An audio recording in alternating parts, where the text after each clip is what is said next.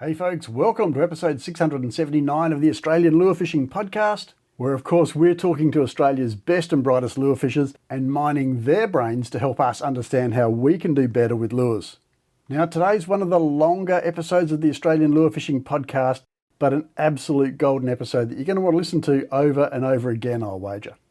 Because what started out as a conversation about how to catch redfin using some novel fishing techniques with soft plastic lures finished up being an absolute masterclass in some techniques that are standard in many other parts of the world but rarely used in Australia.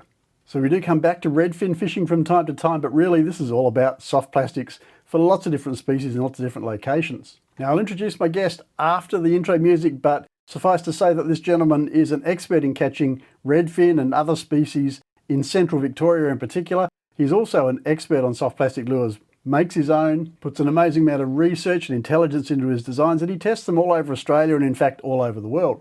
And I guess it's kind of fortuitous that this episode should come up this week in particular because of course my Soft Plastic Lures boot camp is launching this Thursday. So lots of Team Doc Lures members already on board, ready to be part of the boot camp, and a bunch of new Team Doc Lures members as well who signed up specifically because of the boot camp. So welcome to you guys.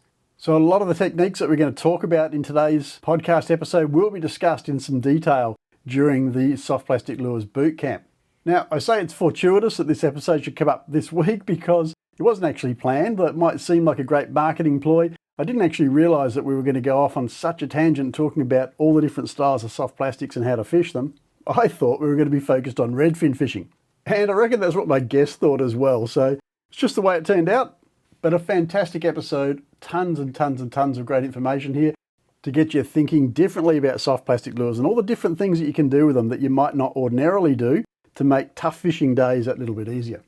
Now, once again, a large proportion of my Team Doc Lures members are eligible to be part of the Soft Plastic Lures boot camp, no worries there. But if you're not an annual member at Team Doc Lures or you haven't been a monthly member for at least 10 months, then there's still an option to get on board. So jump over to doclures.com/bootcamp, that's BOOTCAMP, doclures.com/bootcamp. You can sign up today, become part of Team Doc Lures and get access to the Soft Plastic Lures bootcamp as it launches on Thursday. So it's 12 live webinar sessions, plus the replays, of course. If you can't get to the live sessions on a Thursday evening, the replays will be available from Friday mornings onwards, and you'll be able to access those at your leisure and watch them as many times as you like. Now there's a bit of a lure pack that can go with the boot camp. You don't have to get the lure pack. It costs a few dollars extra if you want to do that. But what the lure pack will do is give you some samples of some lures, some samples of some terminal tackle, and a few rigging bits and pieces so that as I'm working through some of the strategies and techniques I use for rigging soft plastic lures, you can work along with me and rig your own lures right there and then on the spot. And so you can make sure you got the techniques right, knowing that you're using exactly the same gear as I am. So it all fits together, works together, it's the right sizes, all that kind of stuff. Now the lure pack is absolutely optional. You don't have to have it to be involved in the boot camp. Totally up to you what you want to do, but that's also available over at doclures.com/bootcamp. And now folks, drum roll, let's get into it. As I said, a rather lengthy episode, this one, but the information that was coming was just too good. I had to keep getting it, and I'm sure there won't be too many complaints about that from the Doc Lures Australian Lure Fishing Podcast audience. So on that note, folks, let's kick off with episode 679.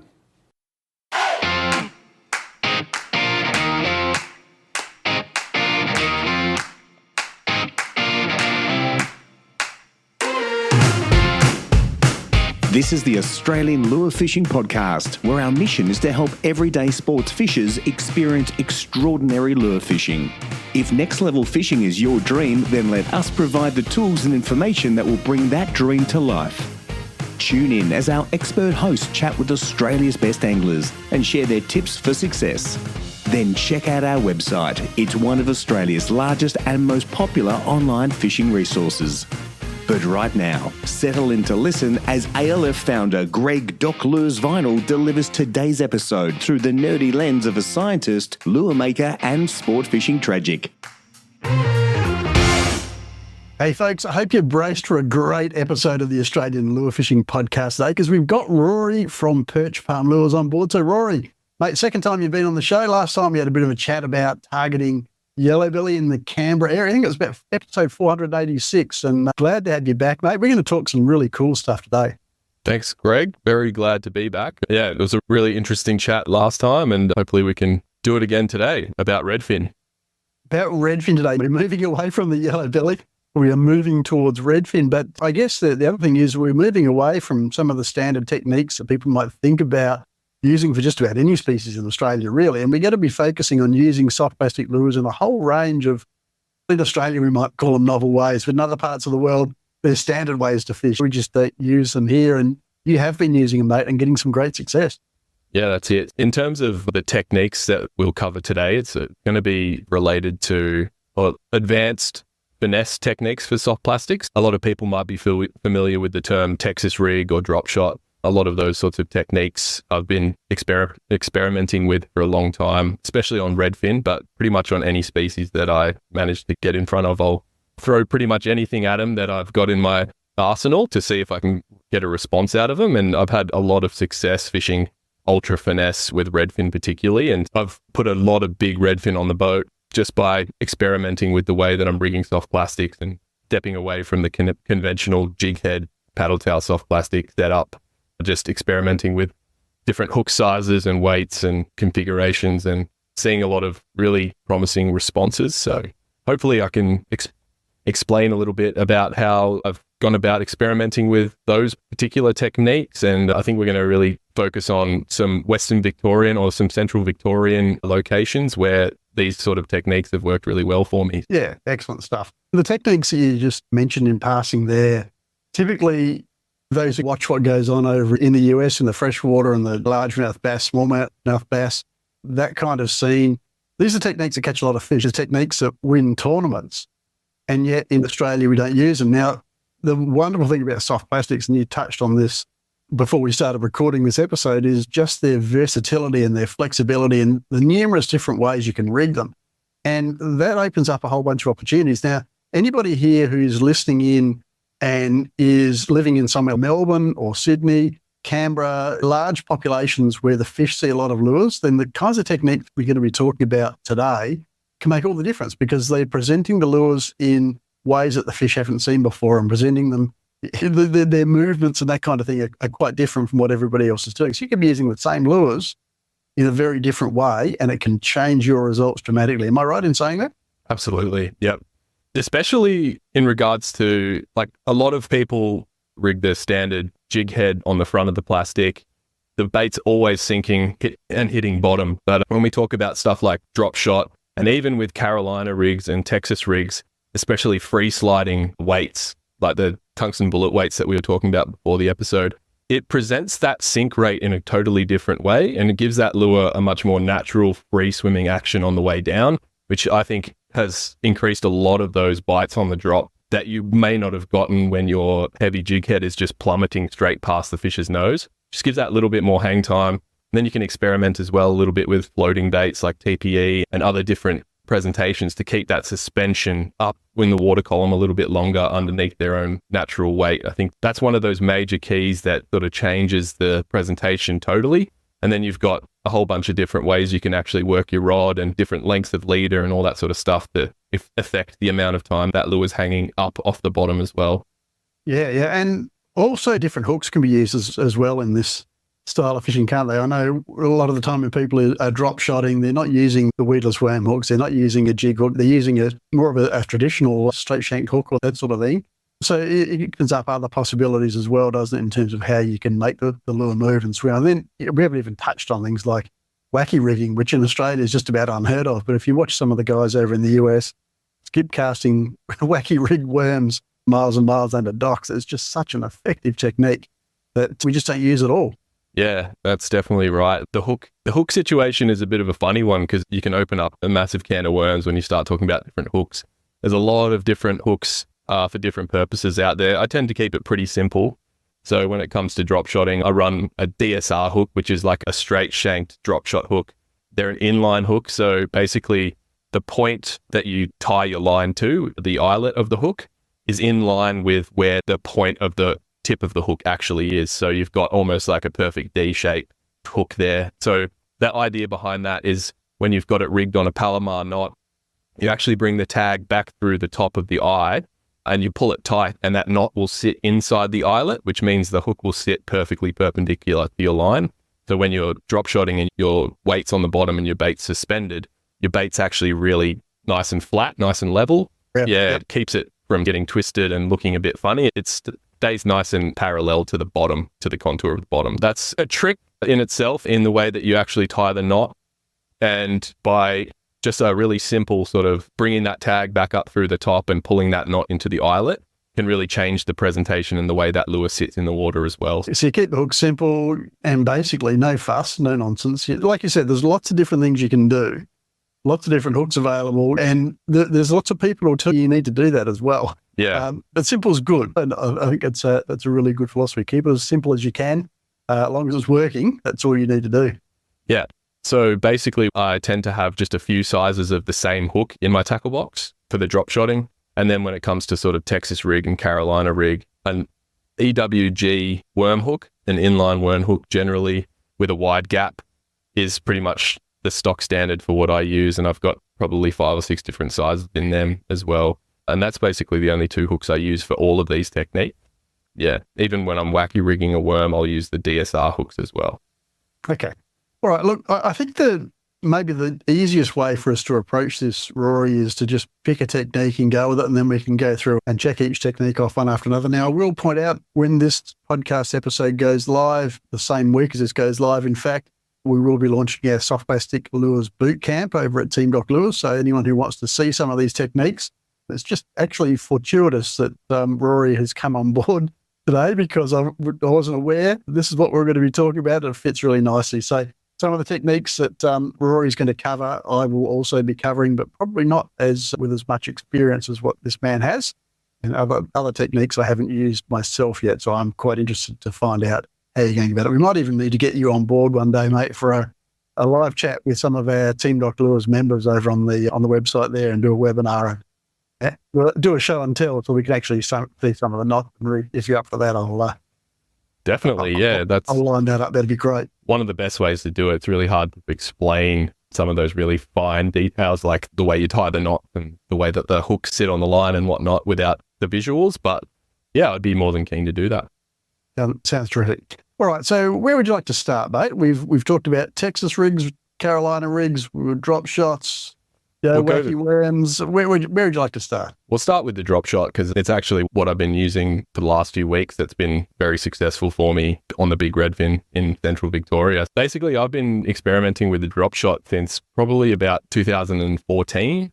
I started playing around with different baits, different rigs, different sizes of baits for different species. And over the years, I've refined the way that I fish the drop shot through a few different means, which is a lot of time on the water. But one thing I wanted to start off with was the moment that really clicked for me with the drop shot was when I was in Japan in 2016. I was fishing with a guide on Lake Biwa, and we were fishing drop shot worms, a wacky slim worm, about 30 centimeter dropper. And he showed me something that really revolutionized the way that I fished the drop shot. And when we started, he looked at the way that I was fishing the drop shot and he was like, yeah, it's pretty good. Like you can see that you've had a bit of experience with it. I was doing a lot of shaking of the rod tip. But what he said to me was more slow, more drag in his sort of half Japanese, half English. And that really stuck in my mind. And ever since that moment, I've been like, okay, so what we're really trying to achieve here is not so much movement, not overly moving that bait, but allowing the sinker to drag along the bottom. And the contour of the bottom actually moves that bait up and down and gives it vibrations. And it's that sort of more subtle presentation that I've really tried to keep in my mind over the years experimenting with the drop shot. And I've seen it so many times where you might be just shaking or you get out of your mind and you're in like autopilot and you start shaking vigorously and the fish won't respond to it. But the minute that you actually just allow your arm to slowly lift the rod tip and allow the sinker, the weight, to drag along the bottom, that's when you start getting bites. That's a really sort of key point that I wanted to bring up early in this piece, is for people to just think about the drop shot as not so much actively shaking the bait, but allowing the weight to stay on the bottom and using very subtle movements to create that micro vibration. That's definitely been something that I've heavily focused on, and I've seen a lot of results come from that particular method of dragging the weight along the bottom while I'm fishing it. Before you get too much further, mate, for those who are not familiar with drop shotting, maybe we should just give a bit of a rundown on what the rig looks like, because it's a little bit different to what you'd normally think of for a soft plastic, isn't it? Yeah. So a drop shot is essentially a weight right at the end of your leader or your line, and about anywhere from, I tend to run droppers from anywhere from 5 centimeters up to almost a meter long. So up the line, however long you decide you want to run that bait above the bottom, you tie a hook in line with a Palomar knot, and you either nose hook the bait or you can wacky rig a worm or whatnot. And it just pins the plastic through either the nose of the bait or the center of the bait and just hangs naturally above the bottom while the weight stays planted on the bottom. And those fish generally can't see any line or any weight, so it gives that really natural presentation where fish can't determine whether or not it's a real prey or something with a big thinker hanging off the front of it. That's a really deadly technique, super finesse, and a very key technique in those US bass tournaments when those fish have seen just so many different types of lures. That's why the drop shot's so effective over there, because those fish find it really hard to differentiate between live bait and soft plastic when it's rigged in that way. Yeah. And as my good friend Tim Simpson says, fish don't have hands. So the only way they can check something out and see what it is to take it into their mouth. Invoking that curiosity factor. If a fish is a little bit gun shy and you're making them think, what is that thing? Is that something edible or not? The only way they can find out is to actually eat it. Yeah, which is great. The sinkers themselves, mate, there's a few different styles around, lots of different weights around. What are you typically using for your fishing? Yeah, so I use just a straight tungsten cylinder. There's teardrop shapes, there's ball sinkers, and they all generally have either a swivel on the top or a crimp. I generally stick with the crimped versions because they're easy to change. You basically just slide your line into them, pull them tight, and they lock on pretty well, depending on, how good the crimp is and how thin your line is. But then there's also the swivel type where you tie the line to the end of the sinker as well. But I tend to stick to the cylinder shape or the teardrop shape more so than the balls, because I find they work through the snags a lot better, especially those cylindrical shaped ones. And they cast like absolute bullets, especially the tungsten one. So I'd say you really want to go for tungsten drop shot weights. Otherwise they can become a bit cumbersome when you get into that sort of like 1/4 ounce or heavier. If you do need that slightly heavier weight to get to plant on the bottom, a big chunky lead weight can be a little bit ugly and a little bit too visible to those fish. So a nice sleek little tungsten weight gets you right underneath their noses without any indication of it being there. And the great thing about tungsten as well is how sensitive it is. So you can be dragging a tungsten weight along the bottom, even with that amount of slack line, you can still feel every contour change due to the density of the metal, as opposed to lead, which is a bit damp and it may not produce as much vibration back up the line. The tungsten, every time it hits rock or sand or whatever, you can actually feel that coming through the line. So that's another really important tip that I've found with the tungsten on the drop shot, is definitely how sensitive it is. Well, I mean, the tungsten, apart from being heavier than lead for its size, is also harder. So the lead tends to be soft and will hit something hard. It's going to dent the lead's malleable, but the tungsten goes clunk. Yep. And so it is more sensitive. So that's really cool. So you sinker at the bottom, you've got a leader, depending on how high you want your lure above the bottom. You've got a Palomar knot, you've got your hook set up.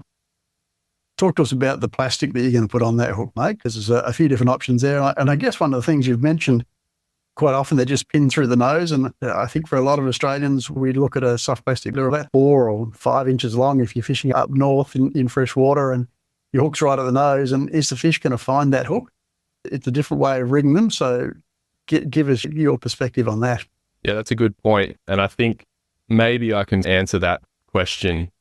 So essentially, when it comes to, we'll keep Redfin in mind here. I've fished baits that, the worms that I've fished on drop shots right up to 6-7 inches and nose hooked as well. There's 6 or 7 inches of plastic there for the fish. And it's very rare that they don't find the hook, because generally you're fishing with a lot of slack line. I tend to fish with a high rod tip whenever I'm drop shotting. So I'm holding my rod tip up at that 1 or 2 o'clock. And you want to allow a little bit of a bow in your line between the tip of your rod and the weight. And that means that generally, say for instance, you're fishing a dropper that's 50 centimeters, that bait's probably still only 20, 30 centimeters off the bottom at a cast if you're not fishing vertically. So you've got a bit of a bow in the line. And what happens is when the fish bites the bait, they'll suck it in.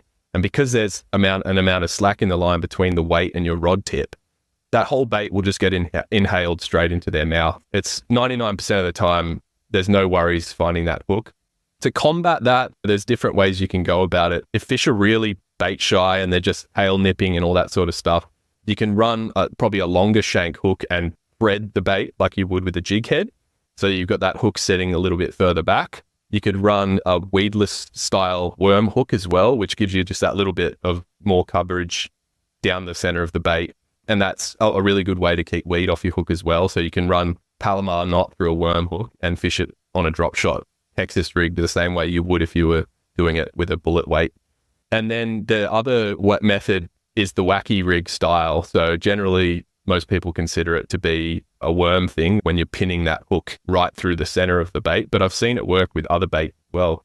So I wouldn't do it with a paddle tail or a grub where you require a heel and a nice straight presentation. But anything that has more of a natural shape to it, like a prawn or a crab or something like that, where you can hook it halfway up the body and it doesn't require that perfect streamlined nature to swim well or to look nice in the water, you can run that hook central to the bait, and that will alleviate a little bit of that short striking as well. But generally best kept for the worms if you're going to run the wacky style, which is when the hook is pinned right through the middle of the worm and you've got even lengths on either side, and that bait will hang over the hook and give it a lot of action on both those appendages on either side of the hook, which is a really effective way to fish as well. Yeah. So when you say it's not through the middle, for those who are trying to envisage, it's not threaded down the center of the lure, right? It's pushed through from side to side. So if you're holding the hook up in front of your face, it's going to be a big U shape, right? The soft part you got that hook, which gives it an amazing action once it's in the water. And I've seen all kinds of interesting ways of doing this as well, with specially designed plastic bands and all sorts of things to hold the hook in place. You're not actually penetrating the plastic to make the plastics last a bit longer and that kind of stuff.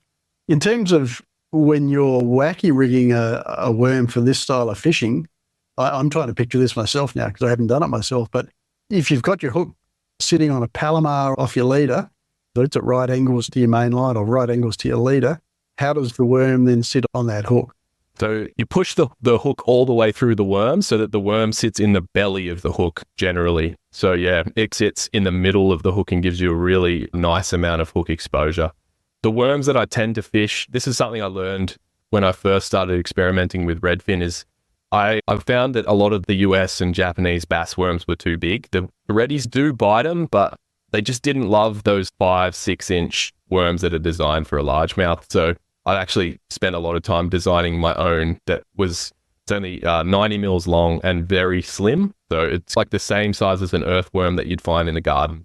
That's exactly what I wanted to represent. It's a really tidy little package. So I use quite a small hook, probably a size 2 or a size 4 DSR hook, and just pinched right through the middle there. It's just a perfect little presentation. It's very little hook visibility, but a lot of hook exposure. So when a fish eats that worm, because it's only 85 mils long, they just inhale it and the whole thing goes down the back of their throat, and then you just pin them with that super ultra sharp hook. Yeah, that's a really effective way to catch big redfin in winter, is the wacky worm. But I have found the bigger the worm you go, the less likely they are to bite it.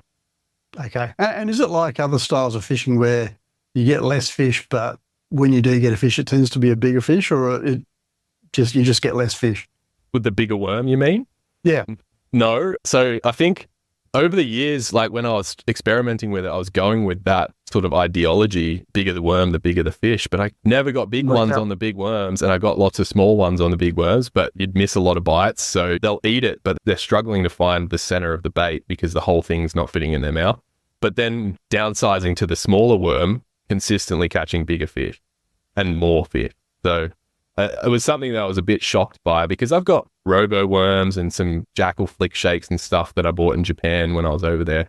And they're not that much bigger than the worms that I make. They might be like 6 inches long, but still quite slim. But even then, just not having as much luck as when I went down to that sort of really only a couple of inches long, 3.5, 4 inch long worm, and super slim, like a very thin worm. And that's been the most effective setup that I've found for big redfin, is about that 4-inch and very slim, sort of maybe only a 3-4 mil diameter. Okay. All right, and you've talked a little bit about the technique, dragging basically, so that you've got a bit of lag or a bit of belly in the line, but you're dragging that sinker slowly along the bottom so that the bait's following the contours of the bottom. I know you can fish both vertically and you can also cast a drop shot rig. What's your kind of preferred technique for redfin? Depends on the depth of water. Yeah, I've done a lot of vertical fishing with it when I'm fishing in big dams where I can be in a boat above a school of fish and just literally either just a short pitch cast or just drop it straight down. And then depending on how high the fish are up at the bottom, that's what sets your dropper length. You might have fish sitting 20 centimeters off the bottom. So you want your weight to be 30 centimeters or so from your bait.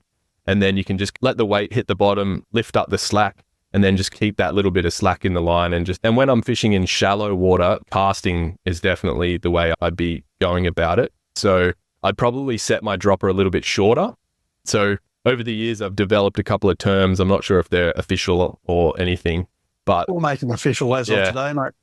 So one of them is short shotting, and this sort of like relates to when I've been fishing in ultra shallow water, 2 to 3 feet deep, where those fish, you don't want too long of a dropper when you're fishing in that shallow water because you've got such an angle on your line that your bait's probably potentially going to be dragging on the bottom if you've got too much distance between your weight and your hook.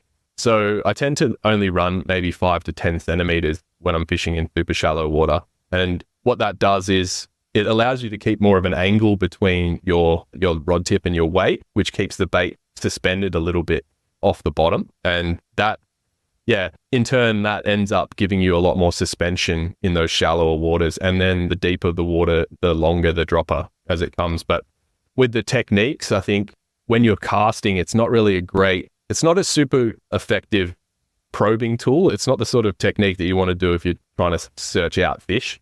It's more of the technique that you switch to once you've found a few fish and they might be a little bit gun shy.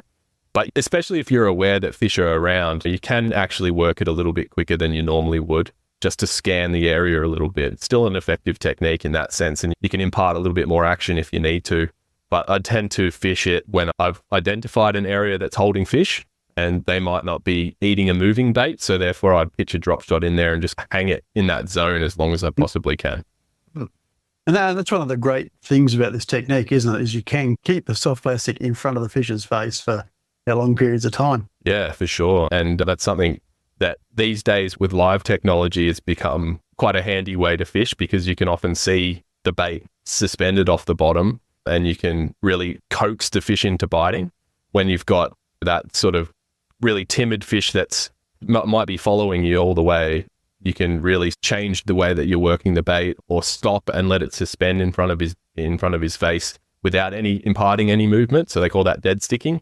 And that's a really effective way to get the bite sometimes as well. So oftentimes if I'm not fishing on a boat and I'm just fishing in a pond where I know there's lots of fish around, but I'm not getting any bites, often I might just keep my rod tip up quite high and I'll just stop the bait for 10 seconds or so, just allow it to sit and settle naturally. And it almost looks like it had its last kick and its last life and it's become dead and maybe really gradually falling to the bottom. And that'll be a really, really effective way to get them when they're shut down as well. Okay, cool. Anything else we need to know about drop shotting, mate? So maybe just the experimenting with different types of bait, different sizes, different buoyancy as well. You've got salted baits, which are quite heavy and they'll sink a bit faster, but then you've also got floating baits like TPE. So that's a really interesting one to toy around with as well. Switching up to a bait that you can hover off the bottom and just allow it to work naturally that way. Different shapes of baits. I fish everything from paddle tails, grubs, pintails, which is like a jerk bait, soft plastic jerk bait, worms, craws, pretty much anything you can run on a drop shot. Definitely experiment with the shapes of baits, but I'd say the two that have really been working well for me the last few years, especially in winter time for the big ones, is like a pintail or a jerk bait style, just a straight fork tail. So you just want a really subtle action on those. Just a real gentle tail wiggle is often enough to get those fish to bite. Whereas if you were running a grub or a paddle tail, that amount of action might actually spook them a little bit if those fish are super shut down. And then the worms, as I was speaking about before, those slightly smaller And one thing you probably could do if you can't get your hands on worms in that range that I was talking about is buy some from the States, but just cut them in half and just fish a half worm. I do that occasionally as well if I need to downsize the ones that I'm fishing with. Yeah. Yep. Awesome. Yeah, that'll probably be enough with drop shotting. Yeah, we'll be here all night at this rate, but it's been fascinating to have this discussion. And it's exciting me because I know that locally here in far north Queensland, there's a couple of very smart anglers that are using drop shotting techniques to target barra in the river systems during the cooler months when they're a little bit quiet, a little bit more gun shy, and you've got to keep something in front of their face for a while, and you might be in deeper water with a bit of a current, and it's really hard to get another lure to stay there and tempt them, and they've been doing quite well on the drop shotting. Now, it's not something that I've perfected yet, but it's certainly something that I'm playing with and I intend to perfect over the next year or two. So that's really cool. I guess before we move on to the next technique, the other question I do have about drop shotting is just, can you give us a sense of what species and what kinds of situations you think this is likely to be a good technique in Australia? Yeah, so you've already pointed to the cold water, like when fish are a little bit sluggish. That's definitely when the drop shot shines the most, I find, is through those cooler months when the fish are a little bit less likely to chase down a moving bait. And when it comes to species, I think any kind of schooling fish is a really good one. Anything that tends to do a fair bit of moving around to hunt as opposed to generally target. Like I wouldn't necessarily go and target cod unless I was committed to really slow everything down and fish for them super hard. But if I'm fishing open water for bass or golden perch or estuary perch, redfin, they're really prime targets because they're often in schools. So you can isolate a pocket of fish and really work on individual fish in the zone. So you don't need to cover too much water is what I'm getting at. Once you've identified a location that's holding fish, that's when the drop shot really shines because you can really knuckle down and start to finesse them in the zone that you've identified. So bass, golden perch, redfin. I haven't heard or seen too many people doing it with brim, but I'm sure there'd be some isolated scenarios where it would work on brim, but they're a pretty unique species, but definitely estuary perch in any kind of estuary situation. There'd also be a lot of merit in some of the reef species, like inshore snapper fishing and for flathead. I've got plenty of flathead doing it. I would imagine a variation of drop shotting would work pretty well with finger mark. I would imagine it worked pretty well with nannies and that sort of thing. Yeah, and that obviously, when you're fishing the northern reefs, anything you did a lure if it's in the right place at the right time. But yeah, those schooling species certainly I would have thought would be a target for, but slightly different technique. You're going to be in deeper water, bigger lures. Heavier weights. You might need to make your own drop shot sinkers or modify something to suit, but I'm pretty confident it'll work. Yeah, for sure. Yep. Excellent stuff, mate. All right, I'm not going to linger too much more on drop shotting, but that was a fantastic rundown, so thank you for that. I really appreciate going into that in depth. Let's move on to the next technique. What have you got next for us? Yeah, so we'll talk about Texas rig, and basically the Texas rig generally refers to the way that the plastic is threaded on the hook. So Texas rig doesn't always refer to the weight and hook combination, which is something that I don't think a lot of people understand. So Texas rig is generally when you've got a worm hook, so the odd shaped worm hook that most people see with the little kinked eyelet area, and then a big open wide gape. And when you thread that bait on, it sits parallel to the tip of the hook point. And then basically that hook point buries in the back of the plastic, so it's nice and weedless. That's the Texas rig to a T. But what we're going to talk about today is a weighted Texas rig, and specifically a sliding bullet weight. And that's what my 99% of the Texas rigging I do is using a tungsten bullet weight, free sliding up the line straight to a hook or with a bead between the hook and the weight. So walk us through, mate. What's the deal here? Tungsten bullet weight, great for snag resistance, cast really well, all that sort of thing. But what's the great advantage of a Texas rig over, say, your standard J hook with a bit of lead molded on the front of it? Yeah. So the benefit, in my opinion, and what I've seen over the last probably 10 years or so fishing it quite heavily, is that, as you said already, the bullet weight and the Texas rig set up in a hole works through structure so much better than just a standard jig head. So you can pretty much cast it in anywhere you want. Timber, weed, slime, it'll work through most things with ease. And the great thing about the sliding system, I find, You can peg them as well, but even if I'm going to peg it, I'll often leave probably 10 centimeters. So a peg is a bobber stopper above the sinker, so it doesn't fly all the way up your line. So you can peg the weight, but generally I still leave about 10 centimeters between the peg and the weight so that the weight still has a little bit of freedom on the line between the hook. And that gives it two things. That allows the bait to get some separation. So the bait separates from the sinker a little bit. And then it also creates movement between the hook and the weight so that you can actually create a little bit of noise and a little bit of extra vibration when you're twitching or jerking. So the sinker will actually slide down and hit the tip of the hook or the bead. And that's why I often use a bead between the hook and the weight to imply a little bit of noise and a little bit of extra flash there. But I tend to run it generally probably 90% of the time without a peg. And the reason I do that is because a lot of the time when you whip up a weighted Texas rig off the bottom, the weight will slide 30, 50 centimeters away from the bait, and then it will sink to the bottom. And what that does is it allows the bait to be suspended in the water and fall naturally under its own weight. And that's where I've found a majority of those bites will come. And that's the difference between running a sliding sinker like this and having it pegged to the head or on a jig head, is that the bait is allowed to sink under its natural weight, which gives it a much slower rate of fall and gives those fish a lot more opportunity to smack it on the drop. And what that also does is when the fish eats it, because you've got a sliding system, there's plenty of movement for that bait. So implosion feeders will inhale the bait and you don't miss anywhere near as many bites. So you've got a lot of movement in that line and that bait. So the fish, as soon as they suck it in, it just goes right back into the back of the throat. You can give them a second and then set the hook really well. And most of your hookups will be in the top of the roof of the mouth, quite solid. And yeah, it's a really effective way to catch the big redfin. Yep, awesome. And lots of other species as well. And this is a technique that I've been using up here in North Queensland. I know it's a technique that Deethy's been using down around Botany Bay and the Georges River system for bream. Works well for lots of different species. And again, it's a technique that isn't really used that much in Australia. But walk us through the sinkers, mate. There's a few different options there. What do you look for in a sinker for Texas rigging?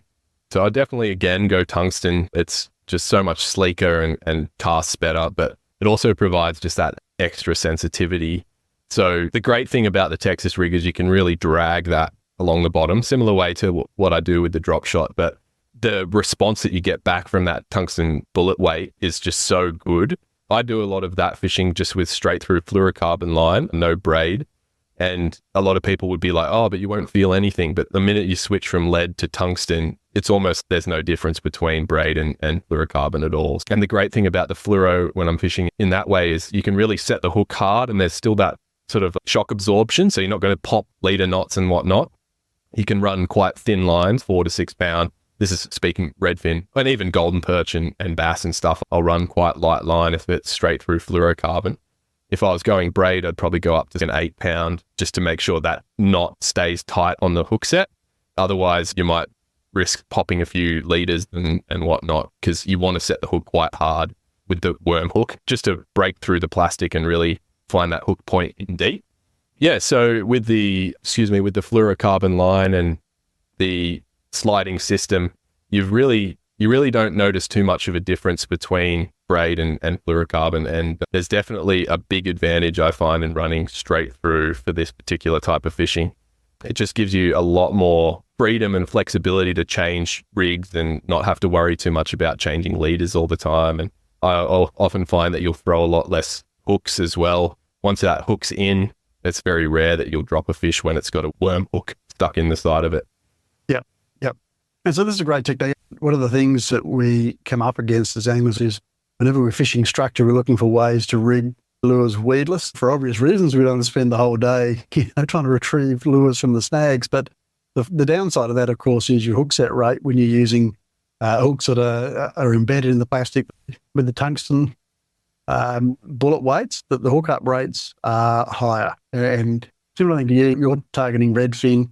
They're an implosion feeder. They don't have teeth. They tend to swallow bait whole. Barra are a bit the same.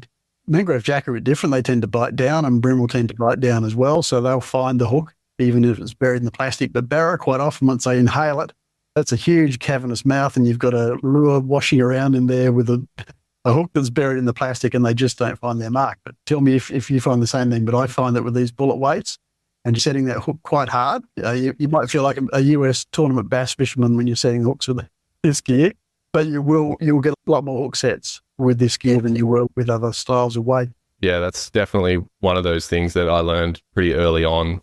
There's two different things that I've noticed that have made a big difference in hookup rate when I've been fishing the Texas rigs, and that was going from braid with a leader to straight through fluorocarbon, was the fish feeling resistance quicker on the braid. So 90% of your bites would be short-lived, whereas when you went to fluorocarbon, you have a little bit of stretch in the line. They'll hold on to the bait just that little bit longer because there's a bit more slack, so they don't feel the resistance anywhere near as quickly. So you've got a bit more time to actually set the hook, and they've got the bait further in their mouth. So there's that. And then when you actually do set the hook, the sponginess of the line, it actually acts as a rubber band. So when you load up fully and the line responds, it actually draws the hook into the side of the mouth a lot better than if you were fishing with braid and you'd go to set really hard with a hook, you just rip it straight through their mouth. And with the sliding system, most of the time they don't have the weight in the mouth. They've just got the bait, and there's sliding line between the weight and the bait. With the braid, a lot of the time, the weight will actually drag the hook out of the fish's mouth. So with that extra stretch, you'll get that a little bit more hang time in their mouth to actually find the mark a lot better. And the hookup rate, especially with redfin, it's generally pretty good because they tend to hang on to the baits a little bit more. But there's a lot of fish, and they don't have that big of a cavern. But yeah, I can imagine if you were fishing for barra and you only had a 4 or 5 inch plastic with a 2.0 size worm hook, it would be really hard to find a nice part of the flesh that's actually going to bury in deep, because all they need to do is open their mouth and that bait's got 30 centimeters radius of water just to swim straight back at it. Yeah, that's right. Yeah, redfin tend to bite down.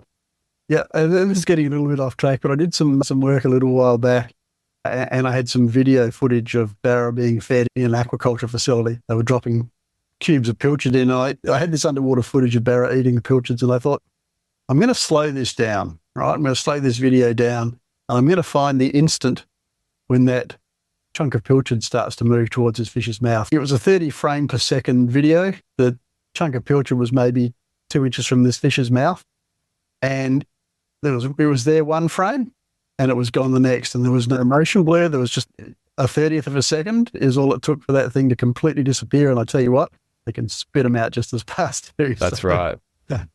Phenomenal. Yeah. The way they feed. All right, lures for this style of fishing, mate. I've used lots of things with this setup, but I do love fishing prawns with it. I do love fishing worms and grubs and paddle tails with it. What are your choices?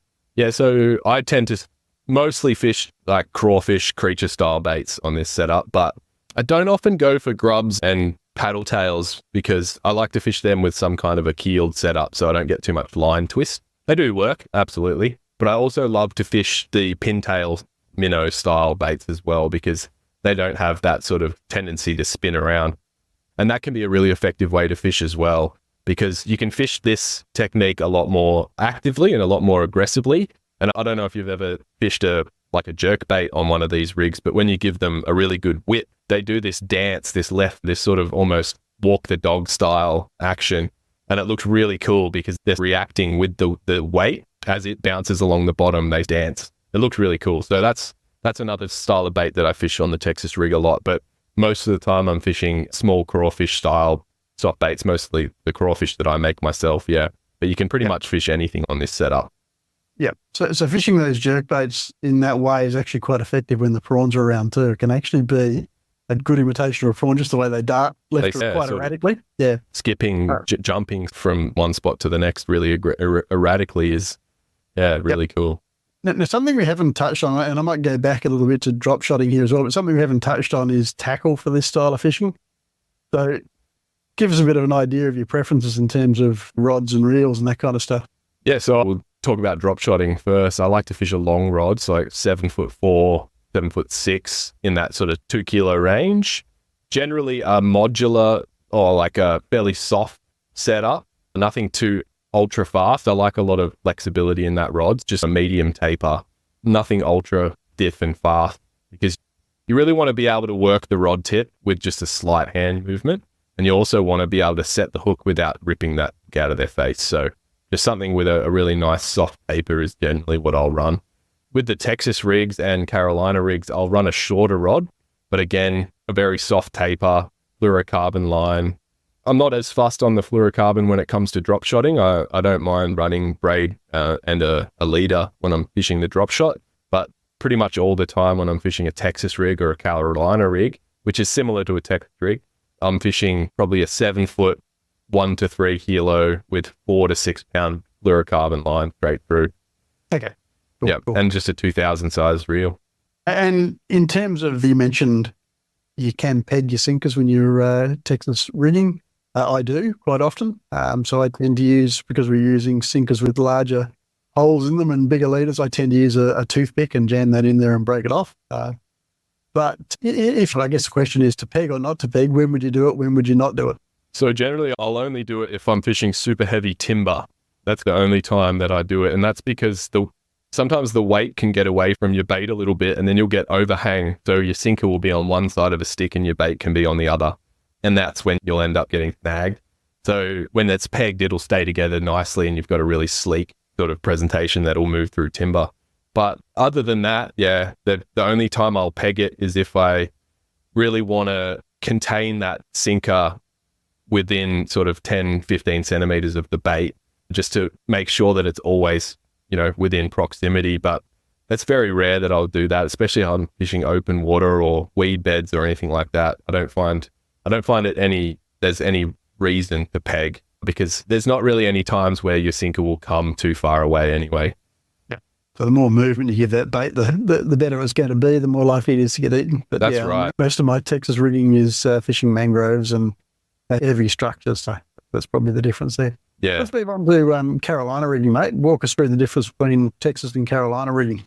Yeah, so Texas rig, it's basically the same hook setup that you'll fish with a sliding bullet sinker, but the Carolina rig has a leader or a trace between the hook and the sinker, and that's actually usually separated by a swivel to allow for a little bit of line movement, twist and stuff, depending on the bait that you want to use, and a bead. They often use a bead as well.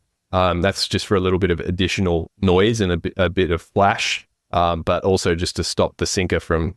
So one of the reasons why a lot of people do use a plastic bead or a glass bead when they're fishing a bullet weight straight to a hook is that the tungsten, if it's constantly smacking against your knots, it can weaken your knots a little bit. So by adding a little plastic bead in there, you can actually protect your knots. But I actually like fishing a bead as well, just to give a little bit of extra noise. And I've got different colored beads. If I don't want flash, but I still want noise, I've got black beads that will tuck away between the weight and the hook nicely. So yeah, the Carolina rig is a bullet weight with a bead, a swivel, and then a trace leader, however long you really want it to be, and then a worm hook with any kind of soft plastic that you really want. And the idea behind that is that you give the bait some separation. And this is where floating baits like TPE or anything that's maybe gulp, I think gulp has a fair bit of air in it and they'll float off the bottom when they're unweighted. So when you're fishing a Carolina rig, the idea is to keep the bullet weight on the bottom and allow that bait to trail behind, say 30 to 50 centimeters, but suspend up off the bottom a little bit. And the weight will create a bit of disturbance on the bottom, and then it will look like that bait's kind of coming over to investigate the disturbance. And a lot of people will fish Carolina specifically on like rock beds or anywhere where they can kick up a little shellfish beds, anything that's got like a little bit of sediment to it that'll actually kick up a bit of duffs, but nothing too snaggy, because they do tend to work their way. So you wouldn't want to go and fish it in riprap, for instance. You want it to be on a fairly flat bottom. So what I tend to do is I'll run a mono leader between my swivel and my hook, and that also allows just that little bit of extra buoyancy and stops the bait from just plummeting to the bottom. So whatever you can do to keep the bait up off the bottom is the best sort of method for Carolina rigging. And you want to just fish it with the intention pretty much the entire time of keeping the weight on the bottom and just dragging that weight and allowing the natural contours of the bottom to impart the action on the bait. So it can be a pretty slow, painful technique to fish, but it's super effective, especially when fish are very shut down and you want to put some separation between your weight and the bait again, similar to the drop shot, but generally it's a lot more of a presentation that gives suspension as opposed to the Texas rig where the weight slides back down to where the bait. Yeah. Yeah. Okay. So again, this is a technique you're going to use when you're in a situation where you can see fish on your sound. You're casting to fish. It's not something you're going to use if you're prospecting, blind casting, trying to figure out where the fish are. There's better techniques for that. True. This is one of those tricks you're going to use when you've found your school of fish. You just want to keep the lure in their face. You want it to waft around close to the bottom, unencumbered by a sinker, and really looking quite natural, and using that buoyancy of the lure to keep it up off the bottom a little bit as well. Yeah, that's right. And I think the main sort of takeaway from that what you've said there is often those fish they're going to be focused heavily still on fish feeding on the bottom, but you don't want necessarily that bait to be floating. Sorry, you don't want that bait to be encumbered by the weight. It's not restricted by the weight actually being connected to the bait there. That bait actually has the natural ability to float around and swim in its own way. And I think that particular natural presentation where the bait can react to the water around it is actually what drives a lot of fish to bite. Whereas when you're fishing a Texas rig sliding straight down, most of the action comes from the rod tip. Whereas with the Carolina rig, you just want to fish it dead slow, basically barely moving that weight at all, and just allow the bait to move on its own. And that's when you're going to get a lot of those fish that are super heavily pressured or aren't really switched on.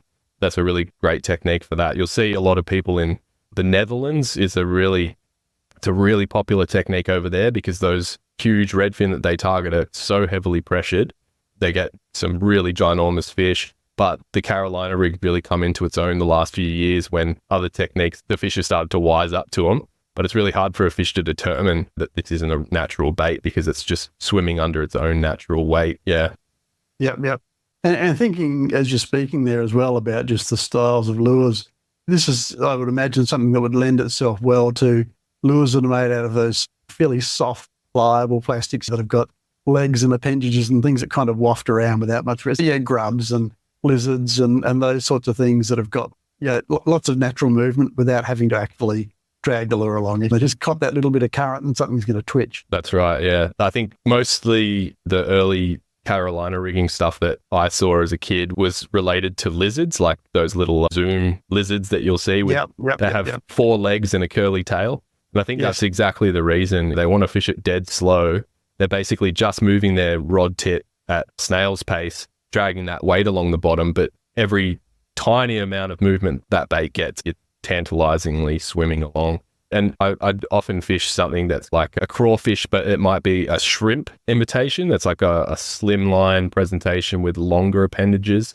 Just something that's a little bit more subtle than what I'd fish if I was fishing a Texas rig, where I want to sort of something that I can really whip around and give it a lot of action, but something that's very subtle. And worms work really well on Carolina as well.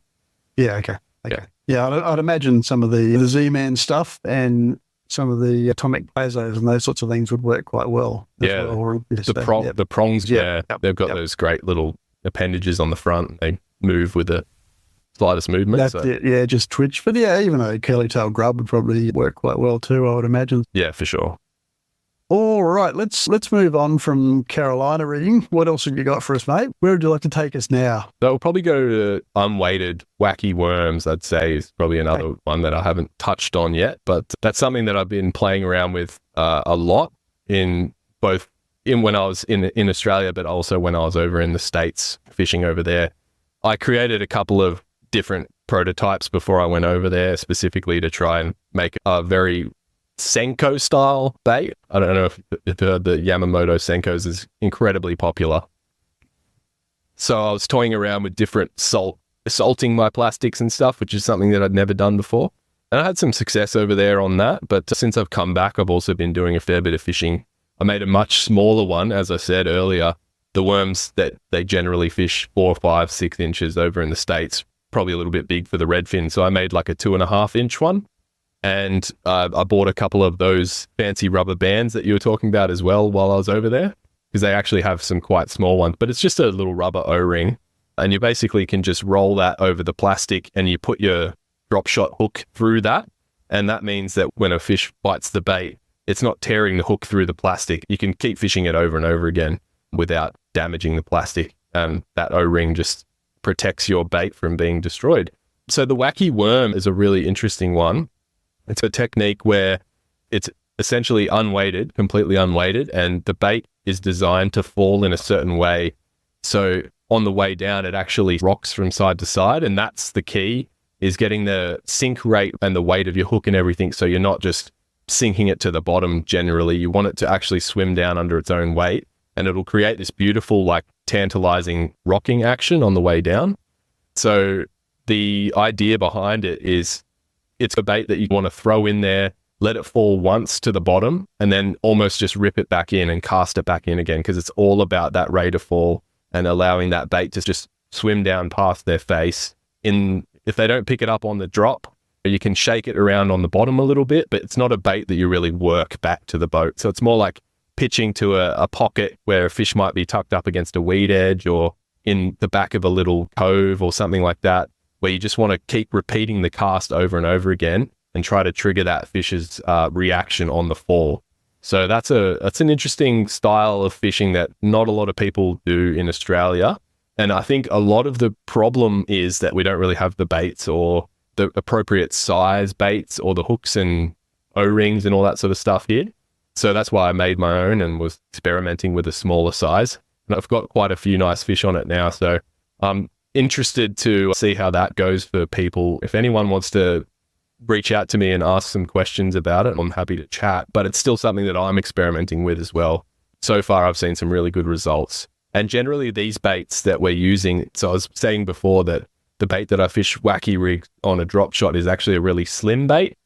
But the worms that are recommended for fishing this style of wacky unweighted is actually quite a thick, sort of chunky bait. It doesn't look anything like a real worm. It's just what they'd call a stick bait. So it looks like a cigar. And they're quite heavily salted, so they're quite heavy, and you can cast them really well without any additional weight. And they sink, depending on how much salt's in them, they sink quite quickly for a plastic that's unweighted. Yeah. Yeah. Okay, cool. And so there's two things about this that intrigue me. And there's a style of fishing I've never done before, so maybe I need to pull my finger out and give it a bit of a crack. But one is that I've watched some of the US guys skip casting these things, right? Now, for me, logically, this doesn't look like a lure that would skip cast particularly well. Certainly not the style of lure that I would normally look for when I'm skip casting, but they do skip cast extremely well. For those that are into that style of fishing, you want to get them under mangroves, under docks, under just about anything. They're a great lure for that.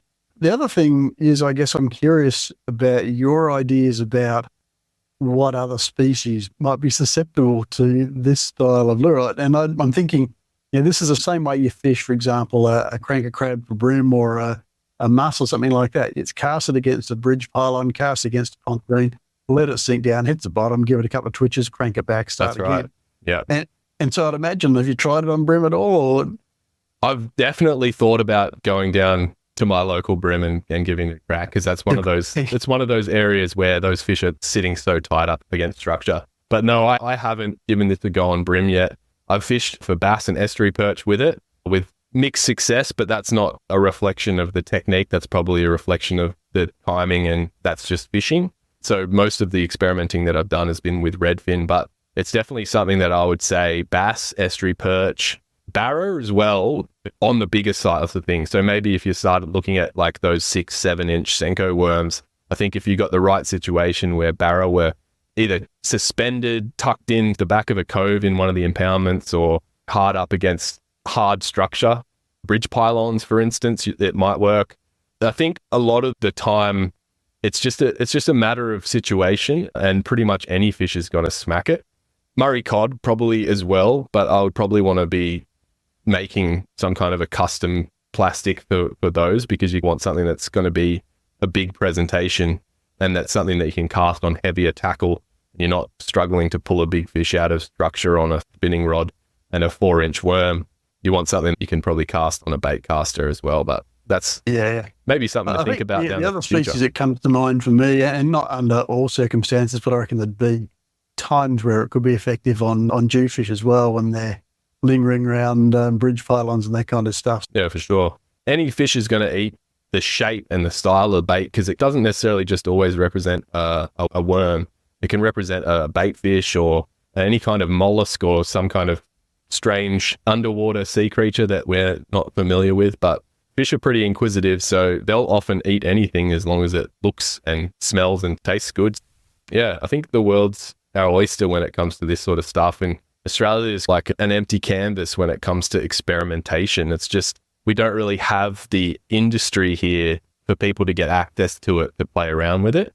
So that's why it's lucky for me, because I can make my own prototypes and test stuff out. I started out by buying stuff from Japan and America and playing around with this sort of stuff, and then realized this might not work for us. Started trying to delve into finding other alternatives or making my own, but there's definitely still place for a lot of those baits. And I think if you're looking, Japan's probably a better place to start investigating, because they do a lot more sort of finesse style fishing, and they have a lot more downsized baits for their largemouth bass. Whereas in America, pretty much everything's 4 and 5 inches. Yeah, if you want to start playing around with worms and stuff, definitely have a look at some of the Japan tackle shops. And they also have quite a lot of that super finesse tungsten stuff as well. I bought, when I was over there, a lot of really micro drop shot weights down to 1/24th. And in America, you'll never see it over there. You'll never see drop shot hooks below size 1/10.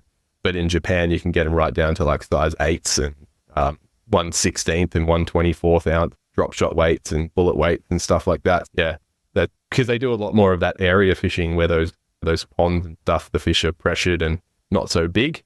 Yeah, definitely. Yeah, and I think that's one of the reasons that some of these techniques haven't really taken off in Australia, is that we don't have the same fishing pressure, and slightly different species, slightly different approaches to fishing, and we don't really need to do it. But if you do, it can make such a big difference. As the population increases, the fish get more pressure, they get more educated, then newer techniques and different techniques are going to start to come into play. It'd be nice to be at the cutting edge of it as you are. So, all right, so we've got drop shotting, we've got Texas rigging, we've got Carolina rigging, we've got wacky worms. You got anything else in your bag of tricks there, mate, or are we starting to get to the point where we're going to wrap it up? Maybe just talk about some of the situations and types of water to look for in regards to redfin. Generally, I think we'll start with the drop shots. I tend to break it down into 3 categories, and that is shallow water, deep water, and then suspended fish or fish on the bottom. Some of the lakes that I'm thinking about in central Victoria, like Tullaroop or Lake Hume and places like that, where those fish are going to be sitting quite deep. You might find fish 6 to 10 meters. The drop shot setup's going to be quite different than if you were fishing at Wendouree and you're fishing in 2 meters of water and those fish are just off the bottom. So in the deeper water, I would probably be approaching it with a longer dropper, slightly heavier weight, 1/4 ounce, 3/4 ounce. Larger baits potentially as well, maybe upsizing a little bit for those less pressured and more competitive type fish, rather than the highly pressured, smaller, shallow waters where those fish are super wise and pretty much see every lure that comes past their nose. And then in regards to the Texas rig, it's one of those setups where I'd normally fish it in shallow water, not often be fishing it out on 20 meter or 20-foot flats or anything like that in an impoundment. It's more like small creeks, small ponds that are very weedy or have quite a structured bottom where you want to really be working that bait up and over rocks and sticks and through weed bed, stuff like that. And it can be super effective as well just in open water. It doesn't necessarily need to be in heavily structured water, but I find you might think about, oh, I don't want to fish this area with a weedless hook because I might misbite. But I think a lot of the time it comes down to the actual action that you're able to produce with that rig versus just the weedless nature of the presentation. So I'll often opt for that, even if it's not required to circumnavigate structure, just because I really like the way it fishes. And I think the fish respond really well to the action that you can create with that Texas rig, giving that extra hang time after you've twitched it, being able to drag it up and over things without getting hung up. And you can really stick it close to the bottom without having to worry too much about dragging too much stuff up off the bottom. Well, yeah. It's a perennial contest, isn't it, between number of bites and number of hookups. You fish with an exposed barb, you're going to hook more of the fish that bite, but you're going to spend a lot more time losing lures or unsnagging lures. Conversely, you fish weedless. A lot of people call it fishless. I disagree. You get a lot more bites. And so you might not convert as many as a percentage, but you get just as many fish or more because you're able to get bites that you wouldn't otherwise get. So it's always a trade-off. And as long as you're getting bites and converting fish, I think it comes down to personal choice. But yeah, I fish weedless a fair bit as well. And quite often I don't have to be fishing in heavy cover to put on a weedless worm hook and rig it up. But for much the same reason you've just described. Yeah, absolutely. I think that's one of those key things that gets missed a lot in Australia, is that just because it's an unexposed hook doesn't necessarily mean you're going to miss those bites, as long as you do it the right way. And I think you learn those sorts of things as you go. But as I said, I went from fishing heavy braid and heavy leaders to fishing super light straight through fluorocarbon, just because I realized that was what was causing me to miss a lot of my bites, was just that direct contact and ultra fast action rod and fast line was just ripping the hook out of the fish's mouth, more so than you got the option. You got just as many opportunities, but a slight change in your tackle can really change the results. You can still fish quite confidently every time you throw it out there. I don't go out there and go, oh, I might miss a few fish here. I don't think like that anymore. I'll often opt for that technique because I like the way that it works, and I like how I can actually fish it, as opposed to whether or not I'm going to get hung up every second cast. And then the Carolina rig's an interesting one. So most of the time that I've opted for a Carolina rig, it's been fishing really open water. There's probably no structure at all. It's almost like sand bottom or a clay bottom, or anywhere where you might find crayfish and other sort of bottom dwelling creatures. But again, it's about that presentation. You could fish that with an open hook. You could thread a long shank hook through a creature bait and get probably more hookups, but you're fishing pretty close to the bottom there. And even if it's not timber and rocks, you still can get caught up on anything that's roots and reeds and stuff like that. So you do want to fish it weedless, even if it's not necessarily a snag prone area. And that's just purely the technique itself is designed to be fished with that sort of worm hook presentation. And again, it's the technique itself and the tackle that you use is what's going to change the outcomes of the bites that you're getting. So rather than looking at it like, oh, if I fish weedless with this Carolina rig, I'm going to miss a few bites. Most of the time, if you think about the idea that they've got a sliding sinker, the bait's free swimming, so there's no resistance for them when they suck that bait in, they get full exposure. And then if you've got the right line and the right rod set up, when you set that hook, most of the time it's going to find its mark.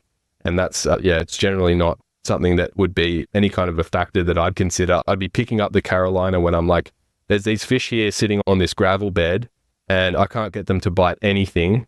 So let's try something different. Let's try something that sort of hangs in their face a little bit more. And let's drag it along the bottom in front of them and see what happens. And that's exactly a circumstance where you do want to convert as many bites as you can. You know, not getting too many bites. You don't want to miss the ones that you do get. Yeah. But that technique might, one, increase the bites that you get because you might not be getting bites on anything else. And you might hook 80% of the bites that you get, which is more than you were getting before, when you were getting zero. So one of those things. I found it interesting when you mentioned that quite often with that technique, the fish are hooked in the top of the mouth and quite firmly, because what I have noticed, if you ever watch, doesn't really seem to matter what species, but just about any species of fish, when it hits a bait fish, the first thing it does is either turns left or turns right. And so if you've got a lure inside a fish's mouth, it closes its mouth, the lure's not touching any part, it's in this big cavernous area, and that fish turns. The only thing the hook can do is get pulled through the corner of the fish's mouth, and that's where you're normally going to pin it. So it's interesting that you're noticing they're getting pinned in the top of the mouth and more centrally rather than the corners. I think that comes down to generally the fish don't feel the resistance on these techniques anywhere near as much, and they actually close their mouth down on the bait. So if a fish feels something funny, the first thing they do is open their mouth. And when they turn and open their mouth, that frees the bait to move inside their mouth, and then you'll hook them in the corner of the jaw. But when you're fishing free like this on free rigs, like drop shot, sliding Texas rigs, Carolina rigs, wacky worms, they'll bite the bait and they'll close their mouth down. So the bait doesn't move when they turn their head. It still stays in the same position. And it's not until you actually give them a good strike that it pulls the line forward and just jams the hook into the roof of the mouth. So Yeah, I think it just comes down to the fact that it's so much more of a natural feel in their mouth that they don't tend to open their mouth and allow the bait to swing out the side. So you'll find most of the fish are hooked in the roof of the mouth. And I guess that's redfin, but I've experienced it with bass. I've experienced it with golden perch. I've experienced it with the largemouth in overseas as well. I really do feel like it's a sort of example of the fact that they don't feel anywhere near as much resistance on these techniques as they do if it was a jig head with a lot of weight, fishing braid, all those sorts of things, direct contact to that hook. Yeah. Yeah, that's super interesting. Okay. Mate, I've got a bit of an interesting one here, and I've seen this on a few YouTube channels. This is US bass anglers again, but people who are fishing the Carolina rig who are actually going to the extent of getting a hypodermic syringe and injecting air into the lure to try and increase its buoyancy. Is that something you've ever tried, or anything you'd like to comment on as a potential technique? I've definitely done that in years past. It's never really worked that well for me, the injection of air, but most people will, these days, they'll have options to fish floating plastics as well. So pretty much anything that's made out of thermoplastic elastomer, Z-Man, Bait Junkie, Squidgy's Bios, I think the TPE as well. There's a lot of different floating type baits that you can get these days. So that kind of eliminates the need to start syringing your plastics. So I've been experimenting a little bit with floating plastics myself. So that the difference between TPE is naturally floating, whereas PVC, which is what I make my plastics out of, is generally neutral. It'll absorb water and sink, but at first it floats. So like as soon as you shoot it, it's got no water in it. But if you let it sit in the water for a while, it'll actually absorb water and start to sink. So the way you counteract that is by adding air into the mixture with small micro balloons or like a floating powder, which is just tiny little pockets of air. So I've been playing around with that as well, adding air into my plastics with my worms, and not so much my paddle tails or anything that has an action. It's more so stuff that I want to fish and suspend above the fish's face. So the worms, the pintails, the craws for Ned rigging and stuff like that. So yeah, that the one issue that I've found with the floating style plastics that I've been making is you're a lot more limited to the color variations that you can create because it makes them opaque. You don't get that transparency. That's a little bit of a toss up. You don't get that really nice, subtle, transparent plastic look, which is something that's actually been working really well for me on those pressured redfin that I've been chasing. Is like clear baits have been getting a lot more bites than solid colored baits. So again, it's a bit of a gamble. Then that might be where you'd want to have an air pocket or something in your plastic if you're really desperate. I think we need a soft plastic genius like yourself to actually invent that lure though with the air pocket in it, because I haven't played around with it, but my initial thoughts when I watched people trying to do it was plastic basically is self-healing, and you stick a needle into a soft plastic lure, the hole closes up behind the needle as it comes out. So that air is not going to be trapped in there unless you've got some sort of pocket to fill it up. So, that's correct, yeah. And water will find its way through any small orifice. Right, even if there is a pocket, if you're leaving that wound open, the water's going to find its way in. Yeah, it's going to find its way out. So anyway, I just thought it was interesting. I thought I'd get your perspective on it. All right, where are we at now? Well, Wacky worm, that was the final one? Yeah, we talked about wacky worm. We could probably talk about Ned rigging as well. It's a more popular technique in Australia than some of the other ones that we've discussed. I think it managed to break through a little bit, and a couple of companies jumped on board, making the Ned head. Z-Man being a floating type plastic, it bode well for TT to create their own Ned rigs. So Ned rig is essentially a flat-faced jig head. So it's designed to stand up on the bottom, and it's paired with a floating style plastic. So when you're hopping that along the bottom, 99% of the time, it's sitting straight up off the bottom. So it looks like the worm's half out of the soil. And if you're thinking about a craw, it looks like it's standing up on its sort of tail end with its claws in the air in defensive position, which is a really cool way to fish, because 90% of the time when a fish is facing off against a craw, you'll see it in fish tanks all the time. That craw will get right back up on its haunches and put its claws in the air and kind of try to scare the fish off by putting its claws right in the face. Most of the time, the fish are smarter than that, and they turn them around and suck them in backwards. But at least it looks quite natural. And that's something that I was never really sold on. I had always fished just around like a ball head jig with floating plastics for the same sort of effect. But recently I had a session where I was fishing these little 2.5-inch stick bait worms that I've created, the smaller size Senko style baits. And I'd been fishing all day and I'd only had a few bites on various different style plastics, Texas rigging and standard jig heads with swim baits and whatnot.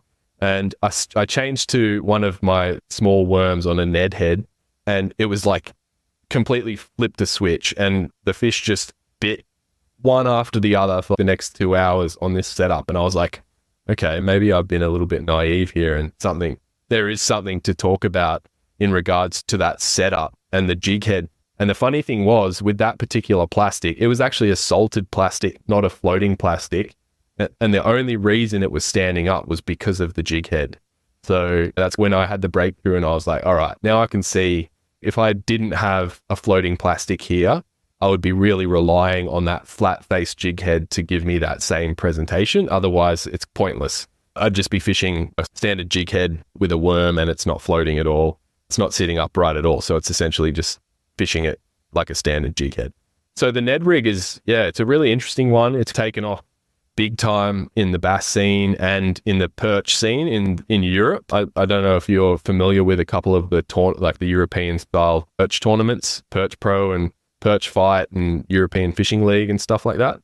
Yeah, so it's one of those techniques that's been doing the rounds a lot in those European perch fishing tournaments, and it's won quite a few tournaments now as well when other styles of what they call yigging or jigging has failed. So the Ned rig's definitely standing on its own.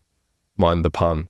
And that's something I'm definitely keen to play around with, and it was one of the reasons that I started experimenting with putting floating powder in my plastic for these sort of more thick worms that I'm making, just to play around with Ned rigging a little bit more, because I haven't done a lot of it, but it's definitely shown me in the last few trips that it has its place, and it's definitely going to be something that I'll be spending a lot more time using in times when I'm not getting bites using other techniques.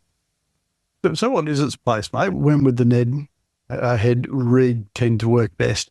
I think a lot of it comes down to the time of year and where the fish are actually positioned. So I wouldn't really want to fish it around structure. You want to fish it on transitions, say maybe in autumn when fish are moving from structure, like they'd be sitting deep in structure in summer and up onto shallower flats during the autumn to feed.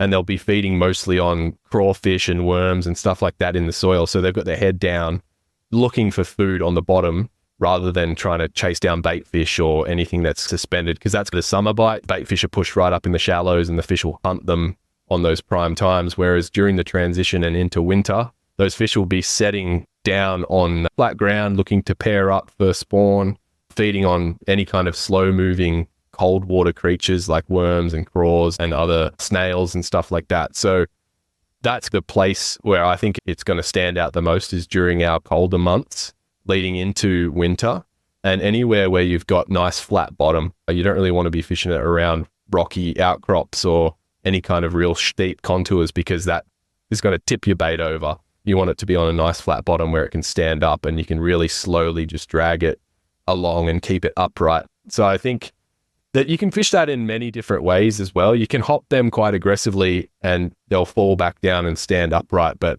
I think just that really subtle drag as well, or a small twitch, is just keeping it as close to the bottom as possible, is the real sort of way that I've found that it works the best. And almost imparting just a small, I don't know, maybe like a shake style on the slack line, just so that when it's sitting still, and you're just getting a little bit of micro movement while it's just sitting still. So it's almost dead stick, but while you're shaking that slack line, it's just wiggling it on the spot. I think that's really where it's going to come into its own, when those fish aren't going to be chasing stuff down that's moving too fast. And It's actually got me thinking about times up here, mate, when the barra start to get really focused on eating red claw. And I wonder if there might be some applications for it there too, with some larger hooks and lures. Well, there's plenty of people that do, I'm talking about worms here, but people will fish the crawfish style ones. Z-Man have a few Ned craws, I think they're called, like Ned craws, and they go up to 4 or 5 inches, I think. So that'd probably be a good option for the barra. Yeah, definitely be a really good way to target those fish if they're looking down at that red claw on the bottom and they're pretty sure that they're always going to be pretty hard to fool the barra. Anything that's really subtle and super finesse like that, it's probably going to be an advantage over trying to drag a big chatterbait or something like that that looks like a craw that's moving along the bottom. If you can really slowly represent a red claw in defensive position, that's going to be an advantage for sure. Yeah, certainly some of the central Queensland lakes get a lot of boating traffic now. The fish see a lot of lures. But they also have periods where they get very singularly focused on red claw for whatever reason, and they just won't take anything else. I'm going to have to experiment with that, I think, mate. Yeah, for sure. It's an interesting technique, and it's one of those that we've got access to a little bit, so it's worth playing around with a little bit more, I think, because a couple of Australian companies have adapted it, and it's just finding its footing here. So it's definitely one to keep an eye out for, yeah. Yeah, awesome stuff. Now, mate, I reckon that you and I could probably go for about another 3 or 4 hours tonight, but I'm going to wrap this up now because you've been super generous with your time. I don't want to take advantage of that, but I know there's going to be some people who would no doubt like to reach out to you and touch base on social media or whatever. And folks, if you haven't seen Rory's lures, you might want to go and have a look at his Instagram page too and you see what he does. Rory's not doing mass production of lures, particularly at the moment. He's focusing on R&D and experimentation and some of the stuff we talked about tonight, but still worth going and having a look at the lures. And if you're interested in making your own, I'm sure he'd be happy to have a chat to you about that as well, because it's a very absorbing pastime. So where can we find you, mate, online if you want to reach out and say hello? Yeah, so I'm on Instagram and Facebook, Perch Palm, PerchPalm. Either hit me up in the chat. I'm more than happy to talk shop, more than happy to talk techniques and different baits and whatnot. And yeah, I'm always keen for a chat about fishing. So yeah, no problems if you want to reach out. Yeah. And as you've heard through this conversation, folks, a man with lots of experience and a man who likes to experiment and push the envelope and be right at the bleeding edge. So been a tremendous episode, mate. I've been absolutely spellbound listening to some of the stuff you've said. It's got my mind racing. I'm sure a lot of our listeners have got some ideas as well about how they might try to apply some of the stuff we've talked about. So thanks for coming on board again. I look forward to having another chat with you sometime in the future. And in the meantime, stay safe and tight lines. Thanks, Greg. I really appreciate it.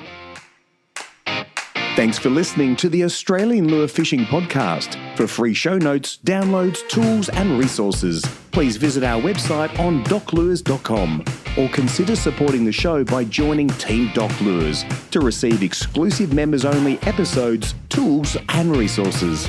But for now, tight lines and may the fish be with you.